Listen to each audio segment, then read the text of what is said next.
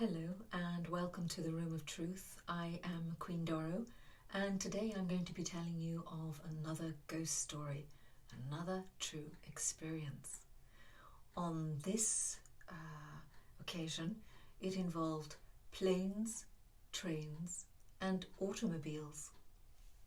Now, many years ago I worked with a company that was international, and quite often we would have to go to conferences and we would go to exhibitions and things like that, and you would go and you would meet your clients and you would talk to them about the products that your company provided, and obviously you would be trying to make contracts.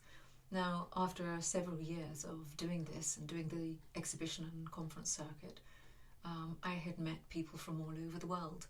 And there are some people that when you meet them, you get on very well with them. It's like you just instantly connect. The first time I met this person, I'll call him Rico.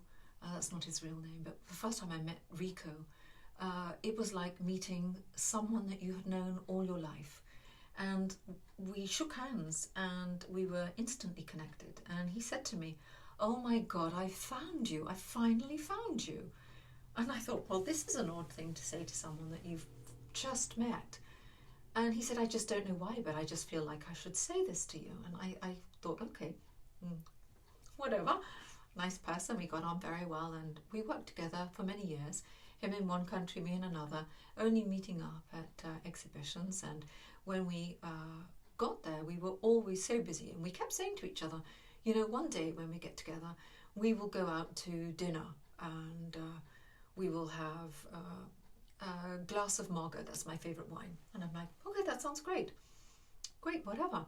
But we never, ever did it. For some reason, time went days, weeks, months, years. And then one time, I just got a phone call from this company. And I said, "Oh, well, where's Rico?" And they said, "Oh, haven't you heard?" And I said, "No." And they said, "Oh, he died. He was in a car accident." And I'm like, wow, I just can't believe, knowing what I know about myself and knowing how I connect with spirit, how I didn't know this, you know. Why didn't it come through? Anyway, I just left it and I said, okay, and we carried on doing business, and I was very upset.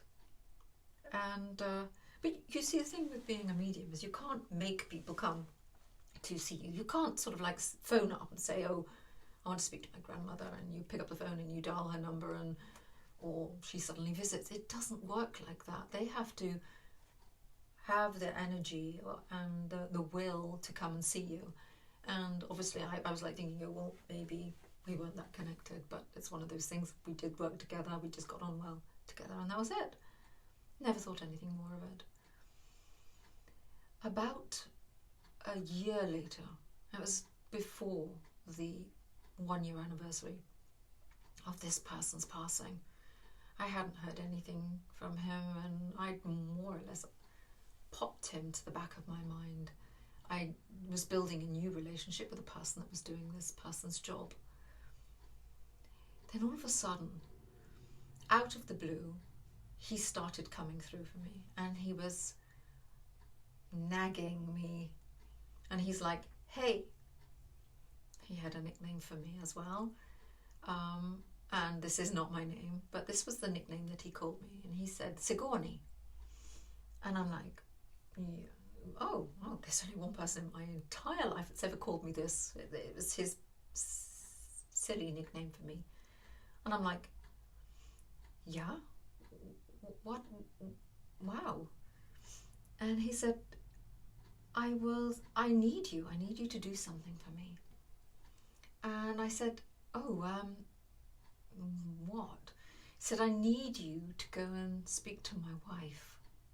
I really need you to speak to my wife." And I'm like, I don't know your wife's name.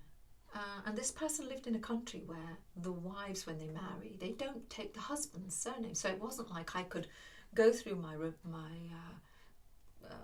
contacts list and find him and then say, "Oh, well, Mrs. whatever the surname is," and then do a search and whatever. It wasn't like that. And he's like, "But I need you to see my wife. I need you to see my wife."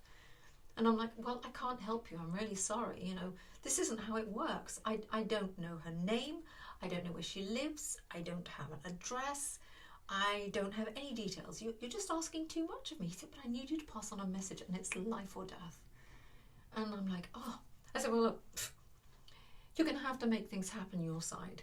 You're going to have someone call me that you know, and they're going to have to give me her name, and they're going to have to give me her contact details. There's no way around this, you know.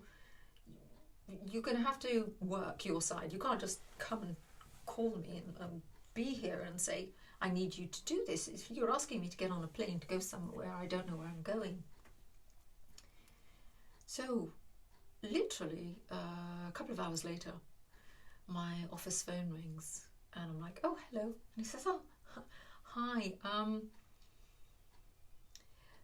I'm from this industry and I'm doing this. And I said, oh, right. And he said, did you know this guy? I said, yeah, actually I did.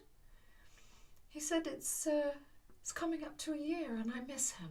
And I said, yeah, I miss him too.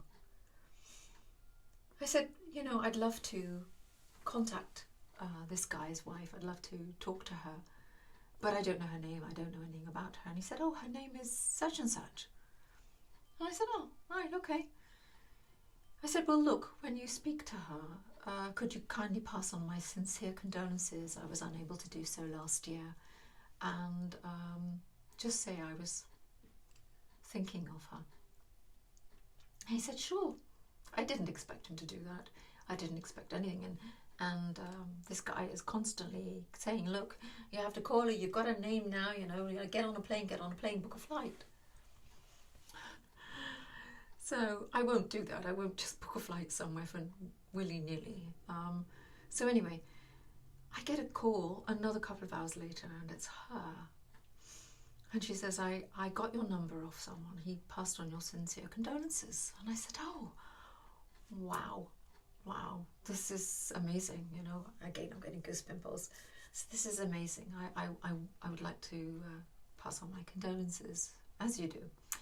And she said, well, the only reason I'm calling you is because I was in my living room yesterday and my husband's Filofax fell off the top shelf onto the floor, and it opened on this particular day, and there was a photo of you with your name and telephone number on the back of this photo. And I said, oh my goodness, yeah. First of all, you know, please know that we were just a professional relationship. We were working together, that's all. She said, well, I just felt like I had to call you. And I said, that's such wonderful news. I said, I would actually like to come and see you if you don't mind. There are a couple of things I'd like to talk to you about that I don't want to talk on the phone about. But when would you be available? And she said, this date, this place. So I said, great, I'll come out there. I caught the plane, caught the train, got a taxi, went to her house, and she opened the door and she said, you're just like your photo. And I said, thank you. I said, I'm ever so sorry. I don't know anything about you, but I worked with your husband. He was a lovely, lovely man, very professional. We got on well. And there's something else that I need to talk to you about, but, you know, I don't really know how to do this or say this. I mean, how do you tell someone, oh, I see dead people, especially when it's someone that they love and they're not expecting this. Anyway, I sat down, we had a cup of tea, and I said to her, well, you know, there's another reason I need to talk to you about, and I don't know what that reason is. I said, but I actually have your husband sitting here, and what I do on the side of this other business is I am a medium. And she was surprised, needless to say, and she said, okay, tell me something that only he would know. Oh, goodness, here I go with my goose pimples and my hair's raising on my arms. And I looked at him and I said, what do you want me to say? And he said something that only she would know. And she was very shocked and surprised. And it was something very personal to them. And she said, okay, right, fine. I said, well, look, before we continue, I have to tell you something from your husband. He's made me actually get on a plane, train, and come to your house. And I looked at him, and he told her what was going on in her life right then, what was happening. And it turned out that the other person who was involved with this other person in business was actually, I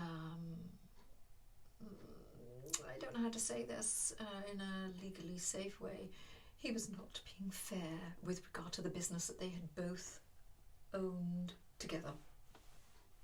And she had suspected as much, but she didn't have any proof. So he was able to tell her where to look for this proof. And I said to her, we spent a whole afternoon together, literally hours, with the two of them talking to each other, me just passing it on like I am a conduit, like I'm a telephone for her to talk to him. And I said to her, is there anything that you would like to ask him before I go? And she said, yes, I want to know what happened on the day that he died. They said that he had financial difficulties and he had taken his own life. And I looked at him and I said, what happened? He said, I blacked out, and as I blacked out, I fell onto the wheel and the wheel turned right and it took me into the path of the truck. He said I was already dead and was out of my body before the car hit the truck. And I looked at her, I told her this. I said he didn't suffer. It was, he blacked out and he was already dead before the accident occurred. He had already left his body. And she said, thank you so much. I knew that it wasn't him taking his life. I knew it. And he passed on some messages of love. He told her about what was going to be coming up in the children's lives and things that she should look out for and things she could encourage the children and how the children were feeling. And then he told her how much he loved her. She told him how much she loved him. And it was a wonderful, wonderful time. And he left and I was able to say he had gone. And just before I left, she gave me a hug and I got in the car, got on the train and caught a plane back to the UK where I was based. And what was lovely about that was I felt like I had actually done something really nice for somebody who was very special for me, and something very special for her when she needed it most. It was completely out of my own pocket. I paid for all the tickets myself. I didn't do a reading for the money side of it because he was a very dear friend of mine. And it was really funny because about 3 days later, I had the most lucid dream, and he visited me in my dream, and for the first time and only time, we went out to dinner in my dream, and we had that very famous bottle of Margot wine, beautiful full-bodied red wine. And I woke up and I thought, thank you so much. Perfect closure. We never got to do it in person, but we got to do it in spirit. And it was a wonderful, wonderful experience. And yeah, it was good. If you enjoyed this story and you enjoyed this video, kindly like, subscribe, put on the notification bell, write in the comments, join me on Facebook, and I'll be telling you more true ghost stories. For now, bye-bye.